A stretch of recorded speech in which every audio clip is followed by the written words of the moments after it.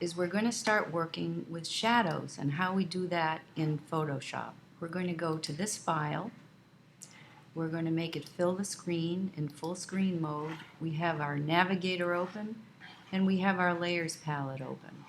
So here's what we're looking at now. We have a sky that has a light source over on this side, and the way we can tell that is because these mountains are reflecting the light here on this side, but on the other side they're in darkness. The trees down here facing the light are in light, and the side of the tree away are in shadow.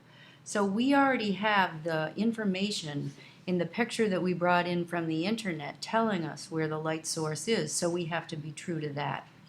So what we're going to do is we're going to go to the layer where the bear is, right here, and we are going to copy the layer by dragging it down right here, hide the underneath one, unlock the copy, and go over to the tools. And here's where we have the tools we're going to be using. The burn tool. It's usually found underneath the dodge tool. So if we go over here, we hit the burn, all the settings are up here. So what we're going to do first of all is we're going to pick a very big brush that's very, very soft. And we're going to be working in this area, which is not highlights, it is midtones. So we're going to set it for midtones. The exposure should be in the high 20s so that you can control it, and the protect tones should be unchecked because we're going to darken this area. Now what you don't want to do is go up and down this side of the bear, this side away from the light. You want to work horizontally.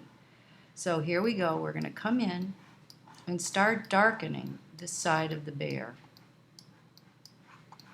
Take your time with this. You can go back in and change the size of the brush by going over here, making it a little bit smaller so that you can bring it under the chin and darken this area. We also probably want to darken this side that's facing away from the light, and a little bit more on this side of the head. Now the next thing that we need to do is we need to go in and darken the nose. So we've got to make the brush smaller so that we can fit in there. Test it out. That's good. The other thing we need to do, these are not midtones, these are very bright. We call those highlights. So we're going to change to highlights, and we're going to come in again horizontally. And what we're going to do is shade up under the bridge of the nose where the glasses are and along this side of the nose. Now if we think this looks good, we should go over to the layers palette and lock it.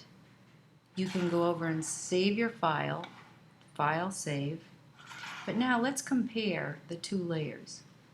I'll turn on the layer underneath, which was the original, and I'll turn off the eye for the layer we just worked on so you can compare the two. As you can see, this was the original layer where it looks as if the light's coming straight onto the bear.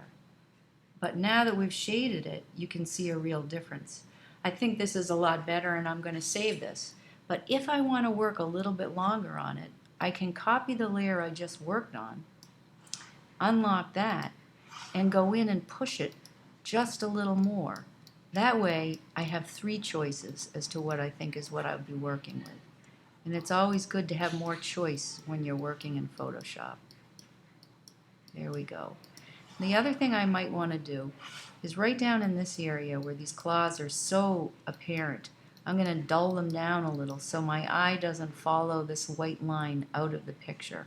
And that's just good photographic practice in any kind of photography, not just Photoshop. So there we have it.